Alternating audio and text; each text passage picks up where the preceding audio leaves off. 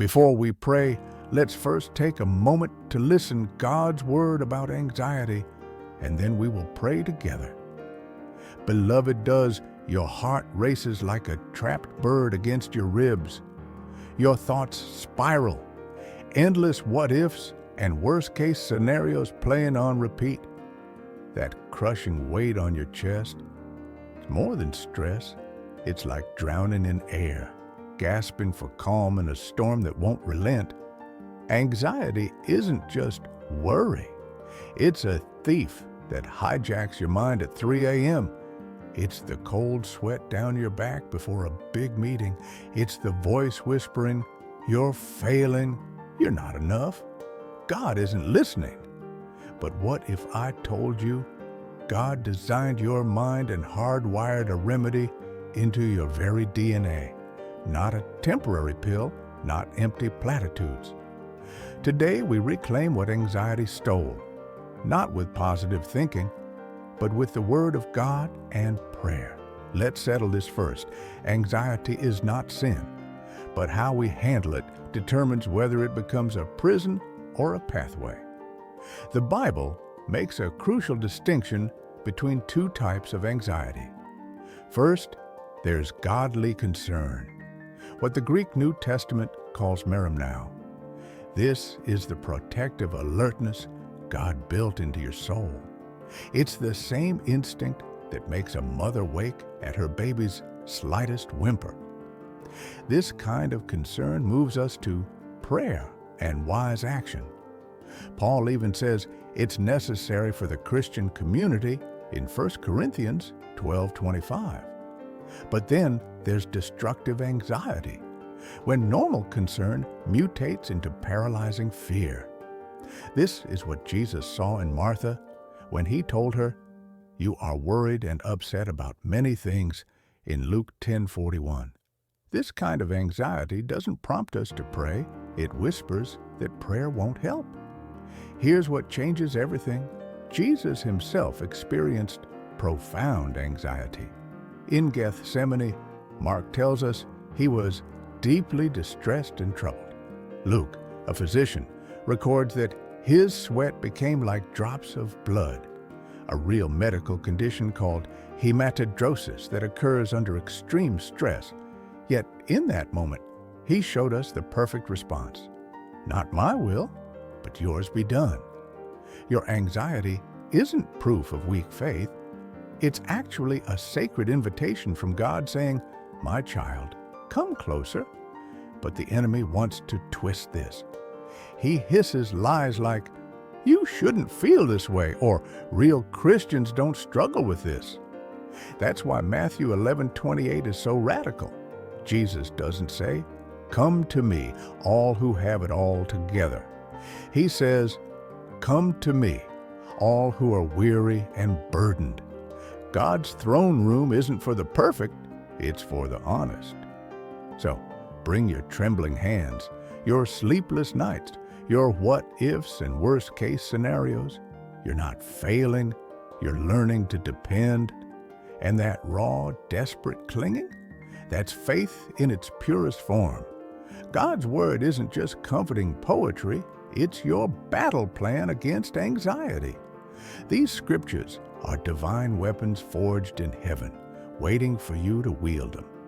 First, Philippians 4:6-7 gives us God's three-step prescription for anxiety. Step 1, pray about everything, not just the big things. The Greek says prayer, supplication, and thanksgiving. This means bringing God both your crisis and your coffee cup worries. Step 2, thank Him in advance. This is the game changer. Thanksgiving isn't a reaction to victory. It's the proclamation before the breakthrough. You're not thanking God for the problem, but in the midst of it, because He's already working. Step 3, receive His peace. Notice this peace transcends all understanding. It won't always make logical sense. You might still be in the storm, but suddenly you'll find you're sleeping through it like Jesus in the boat. Then there's Isaiah 41:10. Fear not, for I am with you.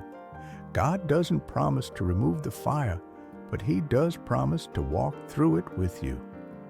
This verse originally came to Israelites facing exile, people who'd lost homes, families, everything. Yet God said, I am your God. I will strengthen you. I will help you. I will uphold you. 4 ironclad promises in one verse. Psalm 94:19 is different. It's raw honesty. When anxiety was great within me, the Hebrew word for great here means multiplied, abundant. Some of you feel that. Anxiety upon anxiety, wave after wave. But the second half, your consolation brought joy to my soul. The word consolation means God comes alongside you, puts His arm around you, and whispers truth to your storm. So right now, let's activate these words. Repeat after me. Speak it out loud. I will not fear. God is with me. His peace is guarding my heart. His joy is my strength. When you declare Scripture, you're not just quoting verses. You're releasing heaven's reality into your circumstances. Beloved, peace isn't something that just happens to you. It's something you pursue, something you practice. Like any spiritual discipline, it requires intention and repetition. Here's exactly how to apply God's peace when anxiety strikes. First, pray with radical gratitude. Don't just say, God, take this anxiety away. Instead, pray, Father, I'm anxious about, name it specifically, the medical report, the financial pressure, the relationship tension. But right now, I thank you that you're already handling this. I thank you that you're bigger than this fear. This kind of prayer doesn't deny the problem. It just places the problem in God's hands. Next, take Philippians 4:6-7 and make it personal. Write it out in your own words. Lord, I'm choosing not to be anxious about anything. Instead, I'm bringing this to you with prayer and thanksgiving. I receive your peace that guards my heart and mind in Christ Jesus. Keep this where you'll see it, your phone lock screen, your bathroom mirror. Now, try breath prayer. This ancient practice combines breathing with truth. Inhale deeply. You are my peace. Exhale slowly. I release my fear. Do this for just 60 seconds. It physiologically calms your nervous system while spiritually aligning your heart. But here's the step we often skip. Tell one trusted believer, I'm struggling. Will you pray with me right now?